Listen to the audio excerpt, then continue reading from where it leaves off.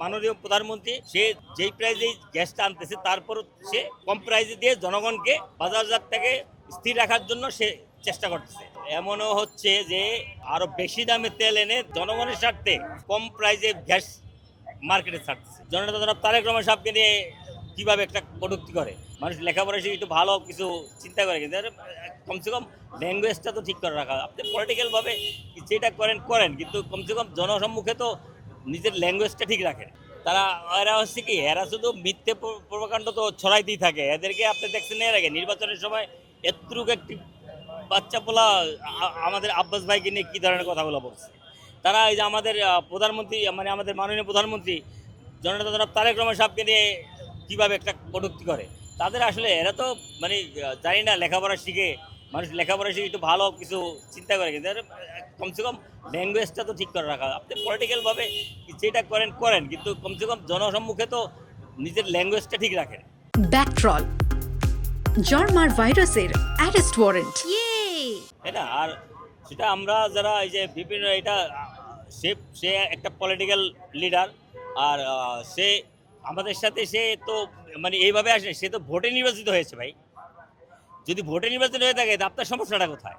আপনার যে আমাদের আমাদের দল, আমাদের যেমন আমরা বাংলাদেশ জাতীয়তাবাদী দল বিএনপি, আমরা ভোটে জনগণের ভোটে নির্বাচিত হয়েছি। আপনারা এখন বলেন আপনারা একটা একটা একটা আপনারা একটা ভোটে নির্বাচিত হয়ে দেখান।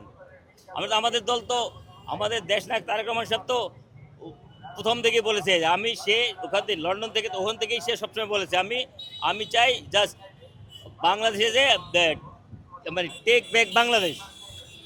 সে যাতে বাংলাদেশকে এবারে সে যে কথাটা বলার চেষ্টা করেছে যে বাংলাদেশে আমরা ভোটার অধিকার বলার অধিকার আমাদের যাদের ছিল না, তাদেরকে সে ভোটার অধিকার ফিরিয়ে দিয়েছে। দেখেন আপনারা এই যে ভোটে সবাই ভোট দিচ্ছে না ভাইয়া, ভোট না দিলে আমরা কি এটা জনগণের ভোট দিচ্ছে না? ভোট দিয়েই তো সরকার গঠন হয়েছে। এখন যদি তারা পিছিয়ে পিছিয়ে পিছিয়ে পিছিয়ে বলতে থাকে, এটা তো তারা বিরোধী দল, এখন তারা প্রলোভনের বলে। এখন আসলে আর একটু ম্যাচিউর হইতে হবে। এখন তো ওইভাবে নতুন তো কেউ বলতেছে। এমনও হচ্ছে যে আরো বেশি দামে তেল এনে জনগণের স্বার্থে কম প্রাইজে গ্যাস মার্কেটে ছাড়তেছে। তারপরে এরপরে আর এখন আবার তারপরে এটা তো আমাদের হাতে না, গ্যাস তো বাংলাদেশে আছে, মানে তেল যেটা আমাদের বাংলাদেশে তো হয় না, এটা বাইরে থেকে আসে। তো বাইরে দেখেন এই যে যুদ্ধগুলো হচ্ছে, তারা তো বাইরে দেশে, তারা যেই দেশে যুদ্ধ হচ্ছে তাদের দেশেই তো সব কিছু স্টক হয়ে যাচ্ছে। তারাই তো মার্কেটে তাদের খাওয়া দাওয়ার জিনিসগুলো তো তারা কালেক্ট করতে পারতেছে না। এখন আমরা ওখান থেকে গ্যাস কীভাবে আনবো? এটা তো ডলারের সাথে, আর এটা তো বাইরের থেকে, এখন যুদ্ধ হইলে তো এখানে কিছু করার থাকবে না, আমাদের কিছু করার আছে। তারপরেও আমরা আমাদের আমাদের মাননীয় প্রধানমন্ত্রী সে যেই প্রাইজেই গ্যাসটা আনতেছে তারপর সে কম প্রাইজে দিয়ে জনগণকে খুশি রাখার জন্য, জনগণকে মানে আমাদের বাজারজাত থেকে স্থির রাখার জন্য সে চেষ্টা করতেছে।